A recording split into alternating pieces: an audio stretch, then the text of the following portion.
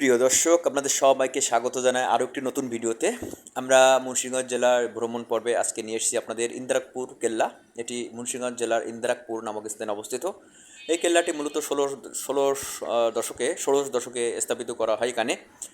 সে সময় জাহাঙ্গীরনগর, ঢাকার বর্তমান যে ঢাকা শহর আছে তার অতীত নাম ছিল জাহাঙ্গীরনগর। ষোড়শ শতকে সেই রাজধানীর জাহাঙ্গীরনগর রক্ষার জন্য মুঘল সুবেদার ইসলাম খাঁ এটি নির্মাণ করেন। তিনি মূলত তিনটা কেল্লা নির্মাণ করেন। একটি হচ্ছে ইন্দারপুর মুন্সিগঞ্জ, আরেকটা হচ্ছে শীতলক্ষ্যা নদীর তীরে নারায়ণগঞ্জ, এবং আরেকটা আছে ঢাকার শহরে ঢাকার লালবাগ যে কেল্লা রয়েছে। মূলত এই তিনটা কেল্লায় তিনি স্থাপন করেন ইংরেজ, পর্তুগিজ এবং জলদস্যুদের হাত থেকে রাজধানী জাহাঙ্গীরনগরকে রক্ষা করার জন্য। অর্থাৎ ওই সময় বঙ্গোপসাগর হয়ে মেঘনা নদী হয়ে তারা ঢাকা, বর্তমান ঢাকা শহর তখন ছিল জাহাঙ্গীরনগর। তো রাজধানী জাহাঙ্গীরনগরকে আক্রমণ করতো এবং লুটপাট করতো। তো সেখান থেকে সেটাকে রক্ষার জন্য প্রতিরক্ষা হিসেবে এই কেল্লা তিনটি নির্মাণ করেন ইসলাম খাঁ। তো আমি এবং আমার পরিবার এখানে এসেছি মুন্সিগঞ্জের কেল্লা দেখতে, মুন্সিগঞ্জের ইন্দারাকপুর কেল্লা। আর ভিতরে আপনারা দেখতে পাচ্ছেন, কেল্লার ভিতরে আসলে অসাধারণ সুন্দর, এবং বাইরের দৃশ্য দেখুন। এটা ঢুকতে, অর্থাৎ এই কেল্লা দেখতে গেলে আপনাকে 20 টাকা দিয়ে টিকিট কাটতে হবে। এবং এখানে একটা পুকুর আছে, এই যে পুকুরটা দেখতে পাচ্ছেন। আর এখানে আমাদের ছোট বাবুটা পুকুরে নেমে খেলা করছে। আর দেখুন, আমরা কেল্লার ভিতরে দেখে যাব, আপনাদের নিয়ে যাব। আর এই সিঁড়ি দেখতে পাচ্ছেন, এই সিঁড়ি বয়ে কেল্লার উপরে উঠতে হয়। তবে কিছু সিঁড়ি, এই কেল্লার কিছু আন্ডারগ্রাউন্ড পথ রয়েছে, যে পথ দিয়ে জলদস্যু আক্রমণে যদি ব্যর্থ হতো, অর্থাৎ জলদস্যুদের সাথে যদি পারা না যেত, তখন ওই কেল্লার ওই যে পথ রয়েছে, যে সুড়ঙ্গ পথ রয়েছে, সেই সুড়ঙ্গ পথ দিয়ে পালিয়ে যেত। তো যাই হোক, দেখুন কেল্লার ওপর থেকে পুকুরটা কেমন দেখাচ্ছে। মূলত এখানে আমি এসেছি আমার পরিবার নিয়ে ঘুরতে, খুবই ভালো লেগেছে। একটি ঐতিহাসিক স্থাপত্য। এটি 1905 সালে বাংলাদেশ গভর্নমেন্ট, তৎকালীন ব্রিটিশ গভর্নমেন্ট এটাকে সরকারি একটি স্থাপত্য শিল্প হিসেবে রক্ষণাবেক্ষণের দায়িত্ব নেয়। তখন থেকেই পরবর্তীতে পাকিস্তান এবং পাকিস্তান পরে বাংলাদেশ সরকার এটার দায়িত্বে আছেন, এটি রক্ষণাবেক্ষণ করা। এবং ওপরের দৃশ্য দেখুন কত সুন্দর। আর ডান পাশে একটি সুড়ঙ্গ আছে, আপনাদের নিয়ে যাব। সেই সুড়ঙ্গ পথ দিয়ে পালানোর রাস্তা ছিল।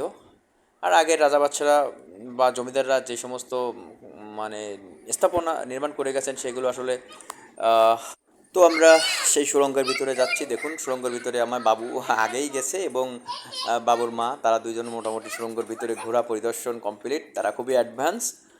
আর আমি পরবর্তীতে আস্তে আস্তে সুড়ঙ্গের ভিতরে যে দৃশ্য, সেটা দেখানোর জন্য নিয়ে যাচ্ছি। দেখুন, ইন্দিরাপুর কেল্লা, মুন্সিগঞ্জের যে সুড়ঙ্গ রয়েছে কেল্লার নিচে, সেই সুড়ঙ্গর পথ। যদিও এই সুড়ঙ্গ পথ এখন বন্ধ রয়েছে, গ্রিল দিয়ে বন্ধ করে আটকানো হয়েছে, কিন্তু এমনি একটা সুড়ঙ্গ পথ ছিল এক সময়। কিন্তু এটা শত শত বছর আগের ঘটনা, তো আসলে সব পরিবর্তন হয়ে গেছে। এখন এটুকুই আছে, আপনাদের যেটুকু দেখাতে পেরেছি। এভাবেই আছে ওখানকার সুড়ঙ্গ। তো আমাদের এসে খুবই ভালো লেগেছে। এখানকার অনেক মুন্সিগঞ্জের সৌন্দর্য আমাকে মুগ্ধ করেছে, প্রাকৃতিক সৌন্দর্য আমাকে মুগ্ধ করেছে। আর আমি কেল্লার সৌন্দর্য দেখে খুবই বিমোহিত হয়েছি। এবং কেল্লার সামনে যে পুকুরটা রয়েছে, সে পুকুরে আমি স্নান করেছিলাম। তো যাই হোক, দেখুন কেল্লার উপরের দৃশ্যটা আসলে অনেক সুন্দর লাগে, এটা অনেক ভালো। বহু পর্যটক এখানে প্রতিদিন আসেন। আমরা যখন এসেছিলাম দুপুর 3টার দিকে, তখনও দেখি এখানে কিছু পর্যটক আছে। আর কেল্লাটার ভিতরের অংশটা খুবই মনোমুগ্ধকর আর কি, খুবই চমৎকার, খুবই আকর্ষণীয়। আর কেল্লার ভিতর থেকে এই যে দৃশ্য দেখছেন এখন, আগে এভাবে ছিল না।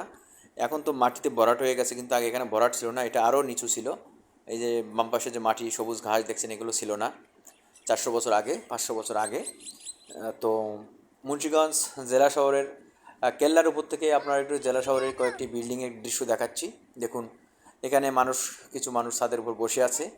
এটা হচ্ছে মুন্সিগঞ্জ জেলা শহর, একটি ছোট্ট জেলা শহর, বাংলাদেশের খুবই আকর্ষণীয় একটি জেলা শহর মুন্সিগঞ্জ। সেই মুন্সিগঞ্জ জেলা শহরের কিছু দৃশ্য আপনারা দেখতে পাচ্ছেন।